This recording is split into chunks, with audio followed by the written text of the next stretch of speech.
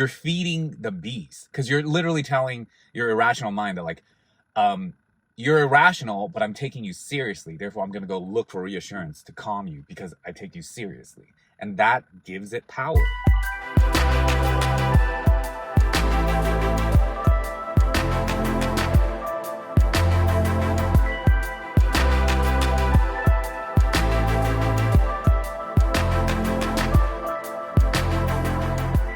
Hi everyone, it's Jaden. Welcome back to my channel. On today's video, I'm going to be talking about my experience with the health anxiety part of the adrenal fatigue health crash recovery that I went through.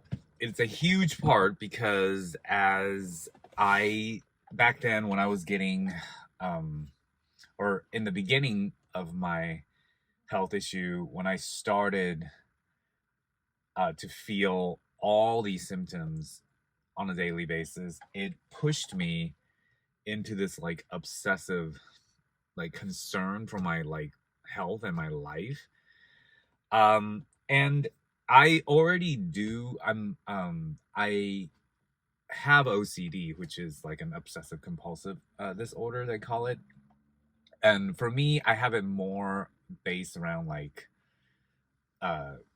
I guess like germs and like counting. That's what I struggle with. I've had it since I was a kid. Like I started having symptoms of that when I was probably like, I would say like 8 or 9.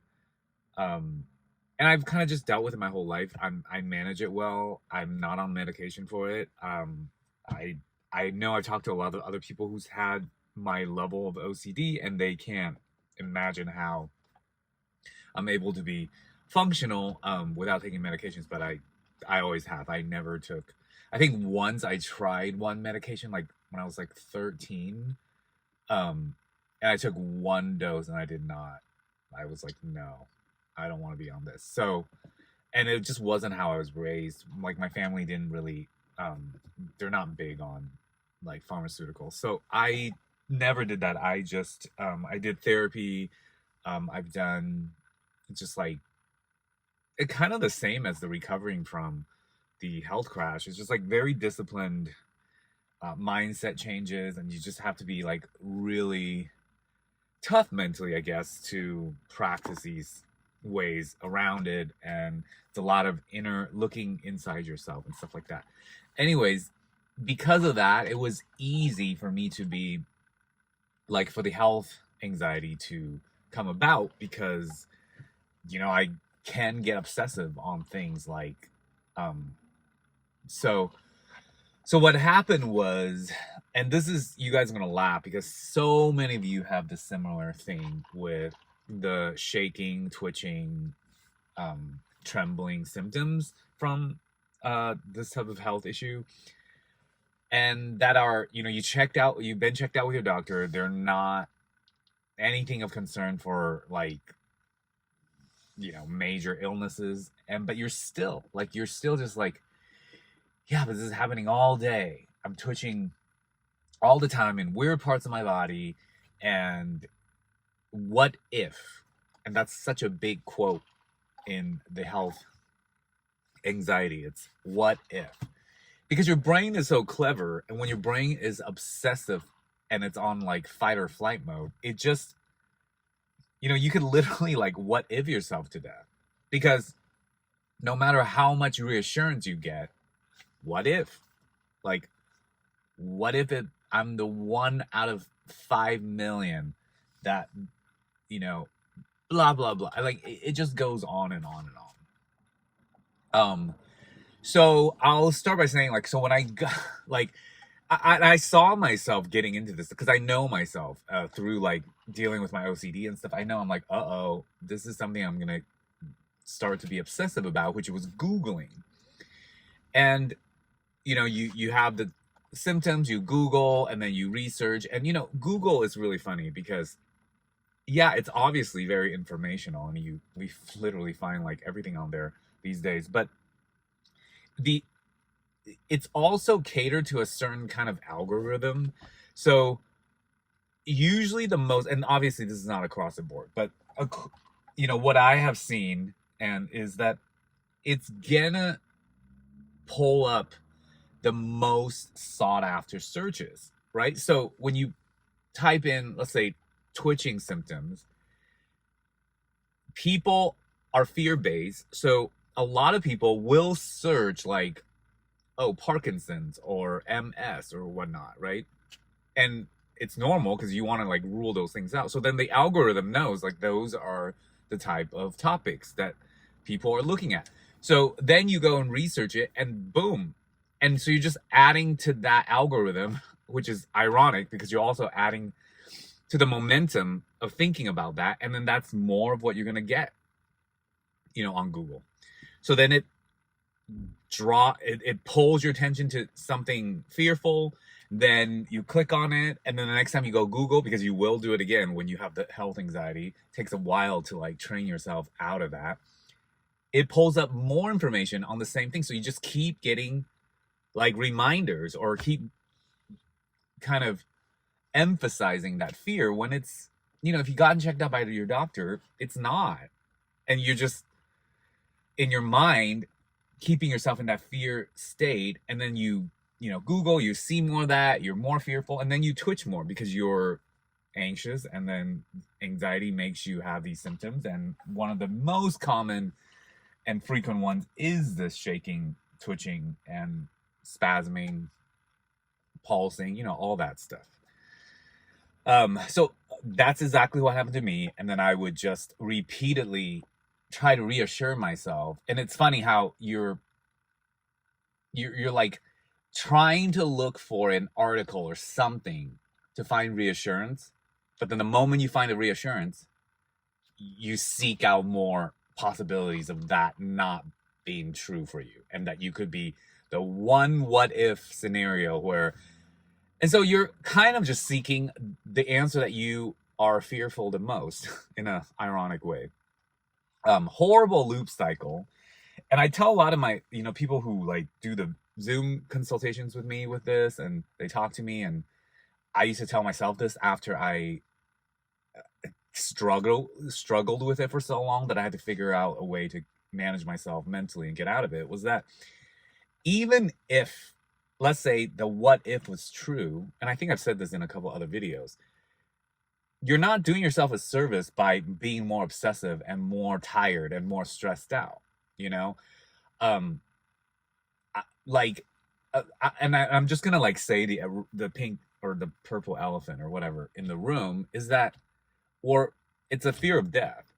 So you're like afraid that you have some kind of major illness, which is, and the twitching symptoms or whatever symptoms that you're afraid of is linked to that, and when it's not, but you're still like irrationally think that it might be, what if, and let's just say what if was true. Again, you're not doing yourself a service, decreasing the quality of life and your mental state, even if that was true. Because even if that was true, you're still alive right now. Why would you live a poor, more stressed out moment? And that's a harsh way to go about it, but that's actually what it worked for me. I just accepted. I was like, I rationally know I don't have any of these things, but my irrational mind is making it so real that it feels like, what if I have this? What if?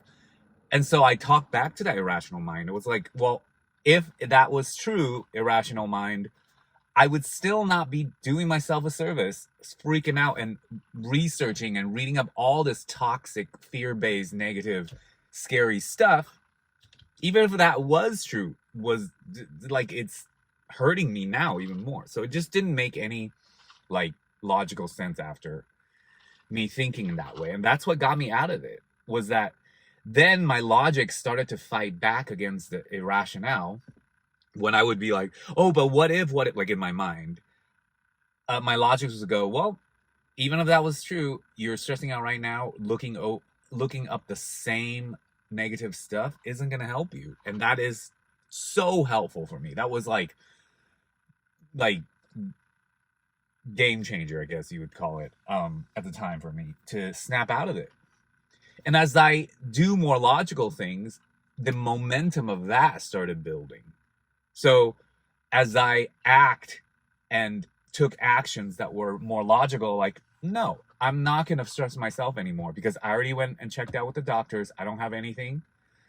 And catering to the what if is actually hurting me, even if the what if thoughts were true.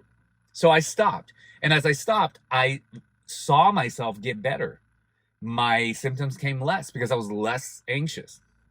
Now, I was able to completely shift mindsets. Now, I could see, like, if you can't shift mindsets and you're just like still feeling anxious, then you still got some work to do internally. But for me, when I made that shift, I was strong enough mentally to say, no, I'm just not gonna stress out about this anymore because it's illogical, it's irrational.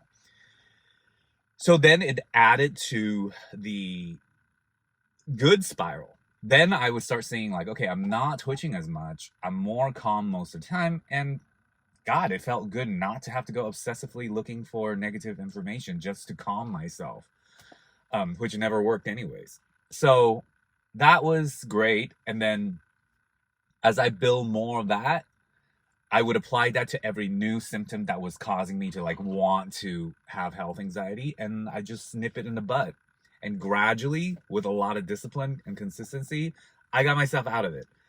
And I saw huge changes, because then it was just like a matter of time before my body healed. But before that, I was in that loop of the phase 2, phase 3, where I would just like relapse, and like setbacks would come all the time because I wasn't consistently, freeing myself from this.